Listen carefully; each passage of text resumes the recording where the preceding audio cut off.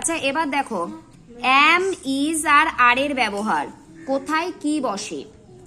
M কোথায় বসে, একমাত্র আই এর পরেই এম বসে। বুঝতে পেরেছো? যেখানে আই থাকবে তারপরে সবসময় এম বসবে। ইজ কোথায় বসে, যেগুলো সিঙ্গুলার মানে একটা জিনিস বোঝালেই তারপরে কি বসবে, ইজ। বুঝতে পেরেছো কি বলেছি? এখানে প্রত্যেকটা উদাহরণ দেখে নিতে পারো। এরপরে দেখো আর আর কোথায় বসে, যখন প্লুরাল হবে, সাবজেক্ট যখন প্লুরাল হবে তখন তারপরে সবসময় আর হবে। এই এম ইজ আর এগুলোকে আমরা বি ভার্ব বলি। এটা সবগুলোই প্রেজেন্ট ফর্মে আছে। বুঝতে পেরেছো কি বলেছি?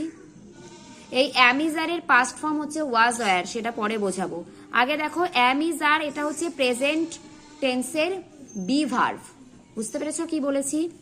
সিঙ্গুলারের পরে ইজ বসে, আই এর পরে এম বসে, প্লুরাল মানে যেগুলো অনেক বোঝায় তারপরে সবসময় আর বসে।